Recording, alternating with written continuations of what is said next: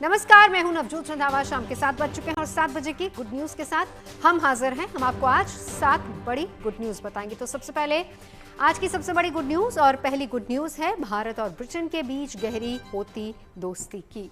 यही है हमारी आज की सबसे पहली गुड न्यूज। भारत ब्रिटेन दोस्ती जिंदाबाद।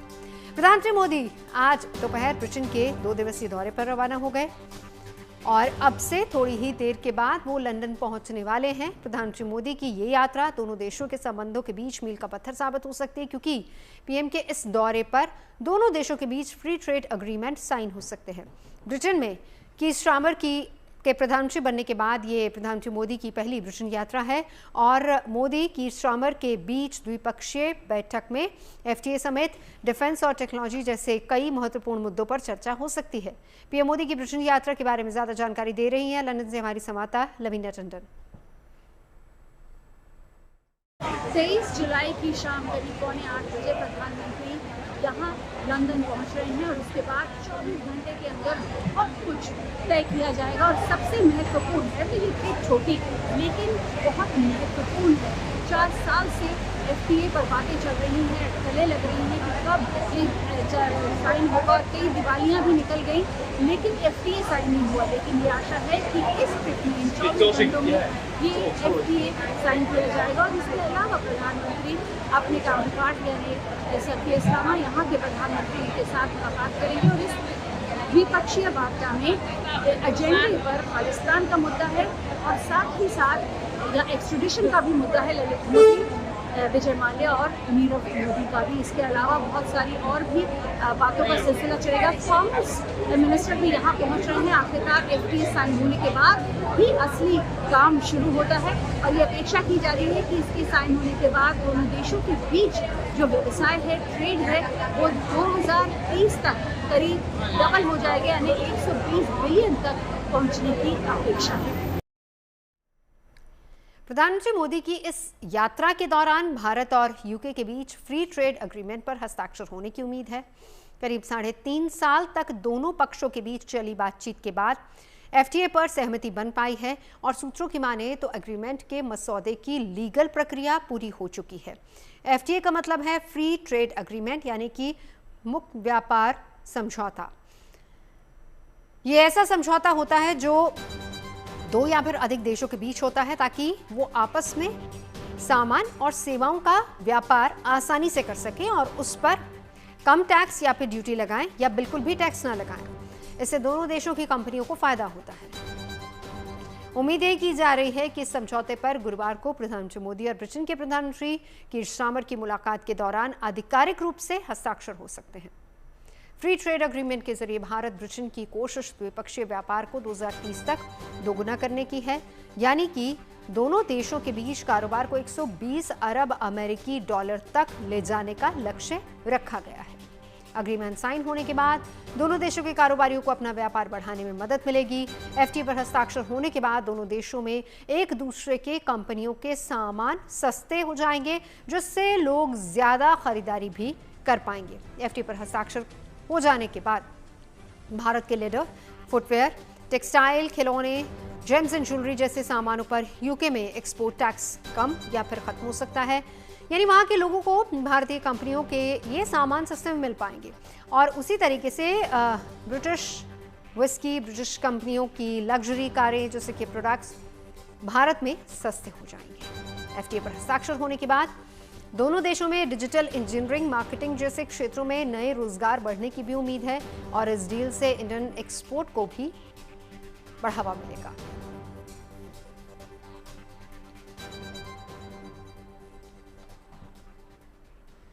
एक्सीडेंट, ट्रॉमा, कार्डियक अरेस्ट और स्ट्रोक से पीड़ित मरीजों के लिए पहला घंटा बहुत क्रिटिकल होता है और इस दौरान अगर उन्हें उपचार मिल जाए तो उनकी जान बच सकती है।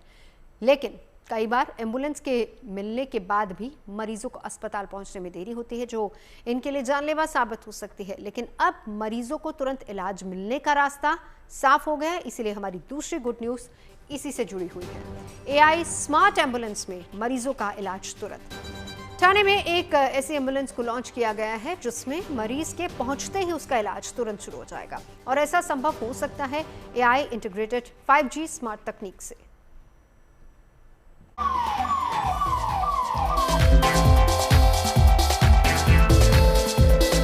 एम्बुलेंस के जरिए जिंदगी की जंग से जूझ रहे मरीजों को अस्पताल पहुंचाया जाता है, लेकिन कई बार रास्ते में ट्रैफिक या अन्य वजहों से एम्बुलेंस को अस्पताल पहुंचने में देर हो जाती है और इस देरी की कीमत कई बार जिंदगी पर भारी पड़ जाती है।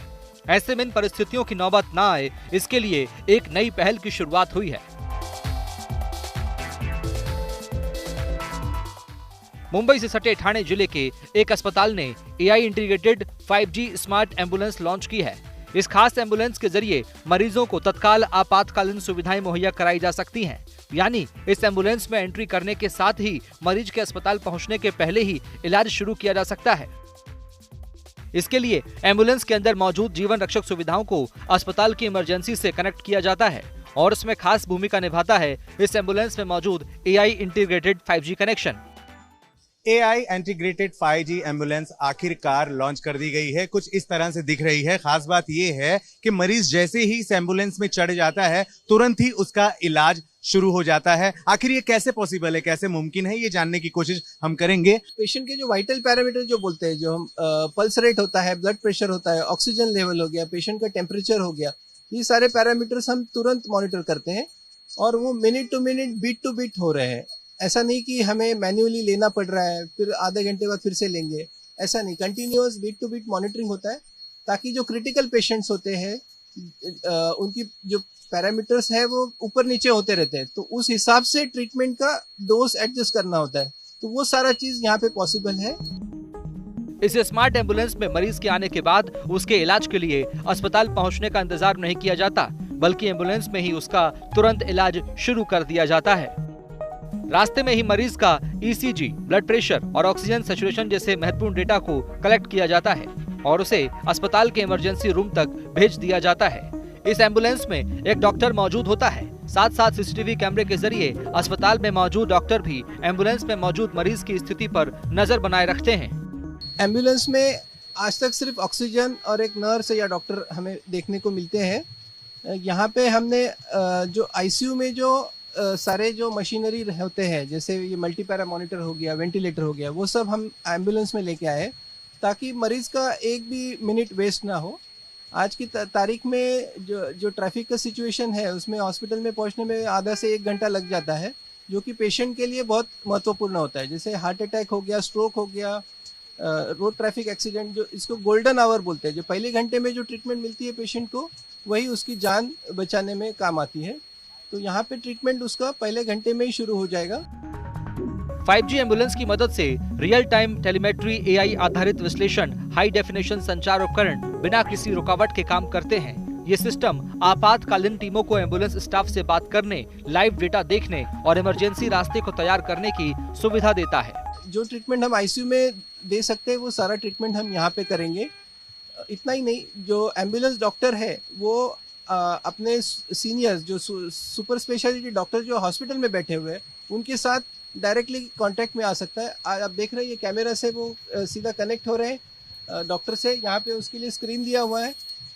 इतना ही नहीं, जो एक से ज़्यादा डॉक्टर जो हॉस्पिटल में है, उसके अलावा अगर उसको किसी और स्पेशलिस्ट की ज़रूरत पड़ी, जैसे हार्ट स्पेशलिस्ट, ब्रेन स्पेशलिस्ट, तो उनके साथ भी वो यहाँ से सीधा 5G की टेक्नोलॉजी से कांटेक्ट कर सकते हैं और 3-4 डॉक्टर एक साथ मिलके पेशेंट को देख के, पेशेंट के सारे पैरामीटर जान के उसका इलाज हम तुरंत एम्बुलेंस में ही चालू कर सकते हैं। इस तरह के एम्बुलेंस उन मामलों के लिए संजीवनी साबित हो सकते हैं जिनके लिए गोल्डन आवर में इलाज मिलना जरूरी होता है। Accident, trauma, cardiac arrest, stroke जैसे बीमारियों के शिकंजे में आने वाले मरीजों के लिए एक सेकंड बेहद कीमती होता है। इस दौरान जिंदगी और मौत के बीच चंद सेकंडों का ही फासला होता है। ऐसे में अगर उन्हें समय पर इलाज मिल जाए तो उनकी जिंदगी बच सकती है। ऐसे मामलों में ये स्मार्ट एम्बुलेंस जीवन रक्षक साबित हो सकता है। ये टेक्नोलॉजी काफी यूनिक है, जिसमें हम हॉस्पिटल डॉक्टर और दूसरे अपने मोबाइल फोन पे जो डॉक्टर है, उनके साथ हम एक साथ 3, 4 या 5 डॉक्टर के साथ एक साथ हम संपर्क में रह सकते हैं और उसको लाइव फीड मिल रहा है। सिर्फ उसको जो डॉक्टर यहाँ से बता रहा है, इन्फॉर्मेशन दे रहा है, उस पर रिलाई नहीं कर रहे हैं। वो डायरेक्टली ये स्क्रीन और जो वेंटिलेटर का स्क्रीन है और डिफिब्रिलेटर का, वो सब उसको उनके स्क्रीन पे दिख रहा है, तो और लाइव बेसिस पे दिख रहा है। AI टेक्नोलॉजी उसको ये बताएगी कि पेशेंट की कंडीशन डिटोरेट हो रही है, इम्प्रूव हो रही है, कितने स्पीड से डिटोरेट हो रही है, ताकि कितना इमीडिएटली एक्शन, क्या हम एम्बुलेंस में ट्रीटमेंट चालू करना है कि हॉस्पिटल आने तक हम रुक सकते हैं। फिलहाल तो यह खास एम्बुलेंस ठाणे के किम्स अस्पताल ने लॉन्च किया है, लेकिन आने वाले दिनों में AI integrated 5G smart ambulance दूसरे शहरों में भी दौड़ती दिखाई दे सकती है। Dharmendra Dubey, Mumbai, good news today. और अब आपको मिलवाते हैं भारत की सुपरस्टार जाह्नवी जिंदल से। चंडीगढ़ की 17 साल की जाह्नवी जिंदल ने वो कर दिखाया है जो अब तक देश में किसी लड़की ने नहीं किया है। फ्री स्टाइल स्केटिंग में एक नहीं, दो नहीं, पूरे 5 गिनीज वर्ल्ड रिकॉर्ड अपने नाम कर जाह्नवी भारत की सबसे कम उम्र की स्केटिंग चैंपियन बन गई है। ऐसे में हमारी आज की तीसरी गुड न्यूज जाह्नवी से जुड़ी हुई है। स्केटिंग में सफलता के शिखर पर चंडीगढ़ की बेटी 17 साल की सीनियर सेकेंडरी स्कूल की छात्रा जाह्नवी की कहानी तब शुरू हुई जब एक दिन बाजार में उन्हें स्केट्स नजर आए। और फिर क्या था, पैरों में पहिए, दिल में सपना, जाह्नवी चल पड़ी एक नए सफर पर जिसमें चुनौतियां बहुत थी लेकिन मंजिल एक। चंडीगढ़ में जब कोई फ्री स्टाइल स्केटिंग कोच नहीं मिला तो उन्होंने यूट्यूब से स्केटिंग सीखना शुरू किया और बिना किसी प्रोफेशनल कोचिंग के जाह्नवी कामयाबी की ऊंचाइयों तक पहुंची। आज उन्होंने फ्री स्टाइल स्केटिंग में पूरी दुनिया में सफलता का परचम लहरा दिया है। जाह्नवी से बात की हमारे संवाददाता अमन भारद्वाज। स्पीड, स्केट्स और वर्ल्ड रिकॉर्ड, ये 3 शब्दों के साथ जाह्नवी जिंदल की कहानी है। आप मेरे पीछे ये गिनीज वर्ल्ड रिकॉर्ड देख रहे हैं, स्केट्स देख रहे हैं और इसी के साथ इन स्केट्स से शुरुआत हुई और ये 5 वर्ल्ड रिकॉर्ड। जाह्नवी जिंदल जो चंडीगढ़ से हैं, युवराज सिंह के बाद दूसरे हैं ऐसे जिन्होंने ये वर्ल्ड रिकॉर्ड सबसे ज़्यादा चंडीगढ़ में अपने नाम किए हैं। ये आप पूरी चीज़ तो आप बताओगे, पूरी कहानी, ये इंस्पिरेशन सबसे पहले कैसे, क्योंकि लोग तो डरते हैं कोई स्केटिंग करने से, गिरने से, और आपने तो वर्ल्ड रिकॉर्ड बनाया वो भी किसी इंस्ट्रक्टर के या किसी कोच के बिना। तो ये इंस्पिरेशन कहाँ से मिला, कैसे आप शुरू हुए, कब से कर रहे थे और अब वर्ल्ड रिकॉर्ड तक किस तरीके का सफ़र है? मैंने स्केटिंग जर्नी अपनी 8 साल पे शुरू करी थी जब मैं 8 साल की थी। अभी आप 17 हैं? अभी मैं 17 की हूँ। बहुत अनएक्सपेक्टेड थी, कभी नहीं सोचा था कि मैं स्केटिंग करूँगी। इवन ऐसी एडवेंचरस स्केटिंग या कुछ ऐसी स्केटिंग जो कोई करता ही नहीं है, कभी नहीं सोचा था। जस्ट शॉपिंग कर रही थी, स्केट्स दिखे, पाए और सोचा कि यार लेके देखती हूँ कि क्या होगा, कर लूँगी जो करना है। एक चीज़ पेरेंट्स को माइंड में थी कि कुछ ऐसा कराना है जिसके लिए कोई टीम नहीं चाहिए, कोई जगह नहीं चाहिए स्पेसिफिक, जहाँ मैं चाहूँ मैं वहाँ पे प्रैक्टिस कर सकती हूँ। तब हमें मिला फ्री स्टाइल स्केटिंग जो मेरे पैशन से भी बहुत मैच करता था। मैं बहुत एडवेंचरस थी, गिरने से कभी नहीं डरती थी। फ्री स्टाइल क्या होता है जिनको नहीं पता स्केटिंग का, वो free style skating basically skating होती है जिसमें आपका जो मन करे आप वो कर सकते हो। डांस हो गया, पंगड़ा हो गया, जंप्स हो गए, रोलिंग डाउन ऑन स्टेयर्स हो गया, रैम्प्स हो गया, ये सब कुछ चीज़ें फ्री स्टाइल स्केटिंग में आती है। बहुत उठपटांग काम करती थी, हमेशा आगे रहती थी सबसे, मुझे करना है एडवेंचरस चीज़, तो लगा कि I think free style skating मेरे लिए बना हुआ है। तो चंडीगढ़ की बेटी के बाद अब जयपुर की बेटी की बात कर लेते हैं। जयपुर की केसर एक हादसे में एक हाथ गंवाने के बाद भी हौसले की मिसाल पेश कर रही हैं। केसर ने हाथ गंवाने के बाद भी हिम्मत नहीं गंवाई और बुलंद हौसले से अपने नाम एक रिकॉर्ड कायम किया। इसीलिए हमारी आज की चौथी गुड न्यूज़ केसर से जुड़ी। एक हाथ बंद, आंख फिर भी निशाना सटीक। जयपुर की बेटी केसर पारिक ने हादसे में अपना एक हाथ गंवाने के बाद भी अपने सपनों को जिंदा रखा। केसर पारिक ने कभी हार नहीं मानी, बल्कि मेहनत और लगन से आज इंडिया बुक ऑफ रिकॉर्ड्स में अपना नाम दर्ज करवाया।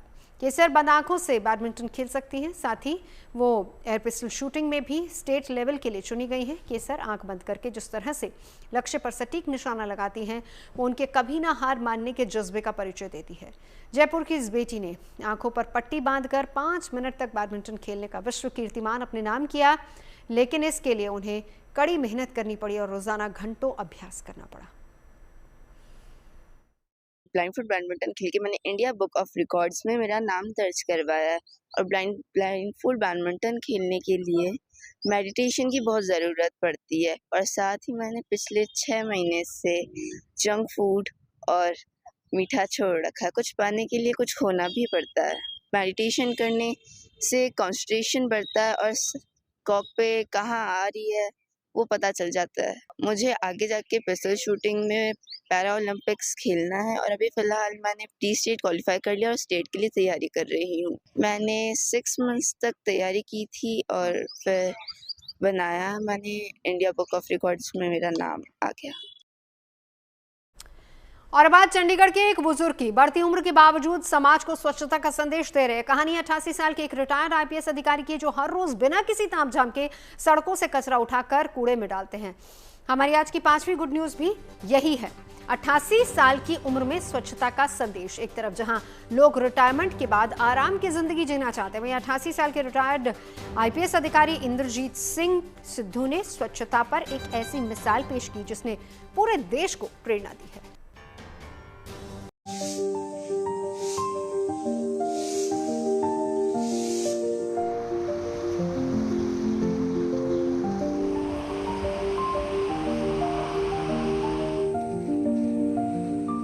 रिटायरमेंट के बाद कंधे से सितारे उतर गए, लेकिन सेवा की चमक अब भी वही है। शरीर पर अब आईपीएस की वर्दी नहीं है, लेकिन देश सेवा का जज्बा और जुनून अब भी वही है। चंडीगढ़ की सड़कों पर एक बुजुर्ग हर सुबह हाथ में गार्बेज बैग लेकर अकेले चुपचाप निकलते हैं और जहां जहां उन्हें सड़कों पर कूड़ा दिखाई देता है, उसे वो बैग में भरकर कूड़ेदान में डाल देते हैं। बिना किसी मदद या किसी मददगार के खामोशी के साथ अपने मिशन पर हर रोज जुटे रहते हैं। स्वच्छ भारत की मुहिम में उनके सक्रिय योगदान देने के बावजूद इन्हें किसी सम्मान, किसी तमगे की चाहत नहीं है। बस चाहत है तो सिर्फ साफ और स्वच्छ भारत की। ये 88 साल के इंद्रजीत सिंह सिद्धू हैं, जो एक रिटायर्ड आईपीएस अधिकारी हैं। ये हर सुबह 6 बजे एक ठेला लेकर निकलते हैं और ठेले पर मोहल्ले के कचरे को इकट्ठा करके कूड़ेदान में डाल आते हैं। सेक्टर 49 चंडीगढ़ की ये आईएएस आईपीएस कॉलोनी है, जहां की एक वीडियो इंद्रजीत सिंह सिद्धू, जिनकी 88 साल उम्र है, उनकी एक वीडियो, क्योंकि वो पूरा कचरा यहां से पिछले कई सालों से इकट्ठा कर रहे थे और वॉलंटरी वो काम कर रहे हैं सोसाइटी के लिए। स्वच्छ भारत के साथ भी इसको जोड़ा गया। उनके अवार्ड देने की बात, हाईएस्ट सिविलियन अवार्ड देने की बात भी कही गई। लेकिन ऐसी उम्र में एक रिटायर्ड आईपीएस ऑफिसर इतनी शिद्दत से काम कर रहा है, उससे सब स्तंभ है। इंद्रजीत शहर को साफ रखने की मुहिम में अकेले ही जुटे हुए हैं। इन्हें ना तो किसी सरकारी आदेश का इंतजार है और ना किसी सम्मान की चाह। इनका बस एक लक्ष्य है, अपने मोहल्ले को साफ रखना। कंपटीशन होता है सफाई का ऑल इंडिया में। अब इंडिया में चंडीगढ़ नंबर 2 आया है और 2 नंबर का हाल देख लो। इसलिए हम कोशिश करते हैं कि ये असल महीने में नंबर 2 बन जाए, ये नंबर 1 बन जाए। चंडीगढ़ बहुत पहले से मशहूर है, साफ सफाई, ब्यूटीफुल सिटी। चंडीगढ़ के सेक्टर 49 की गलियों में जब लोग सुबह उठकर चाय की चुस्कियां ले रहे होते हैं, तब सिद्धू साहब कंधे पर गार्बेज बैग टांगे हर सड़क, हर नुक्कड़ पर फैली गंदगी को चुपचाप समेट रहे होते हैं। उन्हें देखकर कोई नहीं कह सकता कि ये वही शख्स है जिन्होंने 1964 बैच के आईपीएस अफसर के रूप में देश की सेवा की थी। जब भी हम सुबह सैर करने जाते हैं या शाम को घर से निकलते हैं या रात को सैर करते हैं, और रात को भी, मतलब रात का मतलब 8 या 9 बजे के बाद भी, और मॉर्निंग में 6 या 7 बजे हमने, और दोपहर को 2 या 3 बजे भी, जब खूब गर्मी पड़ रही हो, I am not talking about winters, I am talking about the summers, कि इतनी गर्मी में सुबह हो या शाम हो या रात हो, सर्दी हो चाहे, हमने इस बुजुर्ग व्यक्ति को इतनी बारी मैंने सफाई करते देखा। 88 साल की उम्र में भी रिटायर्ड आईपीएस अधिकारी इंद्रजीत सिंह सिद्धू में अभी भी देश सेवा के लिए जज्बा बरकरार है और यही वजह है कि वो सोशल मीडिया पर वायरल हैं। इतना ही नहीं, इंद्रजीत की सेवा और संकल्प को देश के मशहूर उद्योगपति आनंद महिंद्रा भी सलाम कर रहे हैं। दरअसल हाल ही स्वच्छता सर्वेक्षण 2024-25 के परिणामों में चंडीगढ़ को 3 से 10 लाख की आबादी वाले शहरों में दूसरा स्थान मिला था। इससे आहत इंद्रजीत ने बिना किसी से शिकायत किए हुए खुद ही बदलाव लाने की मुहिम शुरू कर दी, वो भी बिना किसी फोटो, रील या दिखावे की। एक तरफ जहां लोग रिटायरमेंट के बाद आराम की जिंदगी जीना चाहते हैं, वहीं 88 साल के रिटायर्ड आईपीएस अधिकारी इंद्रजीत सिंह सिद्धू ने एक ऐसी मिसाल पेश की है जिसने पूरे देश को प्रेरणा दी है। इंद्रजीत ने साबित कर दिया कि देश सेवा की कोई उम्र नहीं होती और सफाई सिर्फ काम नहीं बल्कि एक संस्कार है। Aman Bhardwaj, Chandigarh, good news today. सावन का महीना और उस पर शिवरात्रि का शुभ अवसर। महादेव के सबसे प्रिय महीने सावन में शिवरात्रि भी बेहद खास मानी जाती है और मान्यता यह है कि इस दिन पूजा पाठ करने से महादेव की कृपा मिलती है। ऐसे में हमारी आज की छठी गुड न्यूज यही है और गुड न्यूज है महादेव के जलाभिषेक से जुड़ी हुई मंदिरों में भक्तों की भीड़ लगी। देश भर में आज सावन की शिवरात्रि पर श्रद्धा का ऐसा सैलाब उमड़ा कि हर शिवालय भोले के जयकारों से गूंज उठा। हर दिशा में हर हर महादेव का जय घोष है।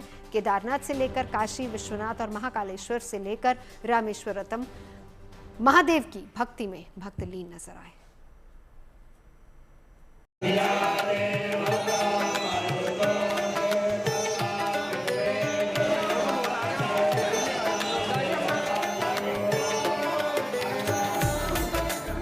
आस्था, उमंग और भोले के रंग,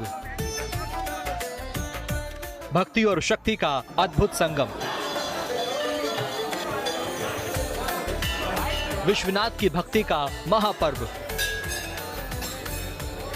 सावन की शिवरात्रि यानी शिव भक्तों के लिए सबसे पावन और शुभ दिन। आज देश भर के शिवालयों में आस्था का ऐसा सैलाब उमड़ा जैसे खुद भोलेनाथ ने भक्तों को दर्शन देने के लिए द्वार खोल दिए हों। वैसे तो शिव भक्त पूरे सावन महीने में भोलेनाथ की पूजा अर्चना करते हैं, लेकिन सावन की शिवरात्रि का बहुत ज्यादा महत्व होता है।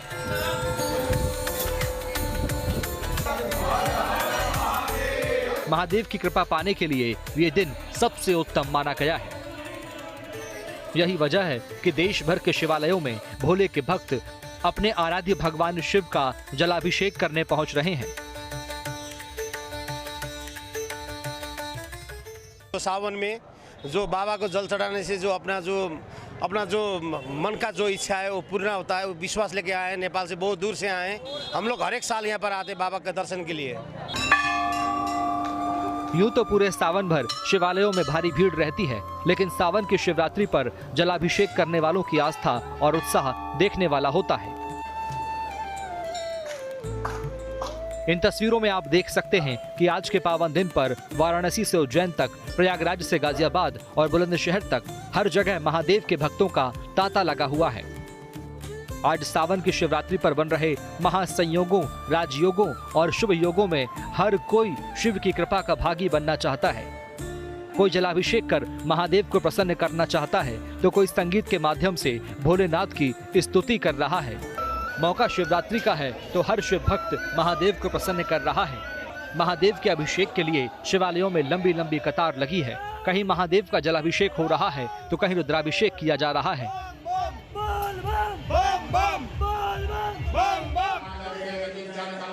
यूपी के मुख्यमंत्री योगी आदित्यनाथ ने भी भगवान शिव का पूजा पाठ किया।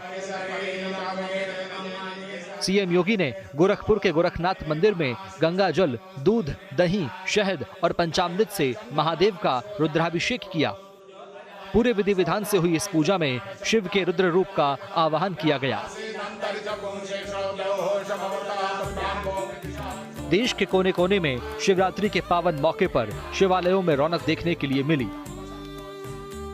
खासकर केदारनाथ, महाकालेश्वर, विश्वनाथ, वैद्यनाथ धाम समेत 12 ज्योतिर्लिंगों में आस्था का सैलाब उमड़ा। हर मंदिर को फूलों से सजाया गया। उत्तराखंड के रुद्रप्रयाग जिले में स्थित केदारनाथ धाम को शिवरात्रि के पावन अवसर पर लाखों फूलों से सजाया गया। गुलाब, गेंदा, लिली और ऑर्किड जैसे रंग बिरंगे फूलों ने मंदिर की भव्यता को दिव्यता में बदल दिया। हिमालय की गोद में बसा यह ज्योतिर्लिंग आज स्वर्ग के समान नजर आया और जब चारों ओर गूंजते जयकारों के बीच भक्तों ने बाबा के दर्शन किए तो वो भाव विभोर हो उठे। बॉक्स ऑफिस पर इन दिनों सैयारा की धूम है। ये फिल्म युवाओं को सबसे ज्यादा पसंद आ रही, लिहाजा यूपी पुलिस ने युवाओं को संदेश देने के लिए इस फिल्म को अपना जरिया बनाया है। आज की 7वीं गुड न्यूज भी यही है। ठगी से बचने के लिए पुलिस की सैयारा वाली सलाह। यूपी पुलिस ने सोशल मीडिया पर सैयारा को लेकर लोगों को ठगी से बचने की सलाह दी है। इसके बारे में बता रहे हैं हमारे संवाददाता।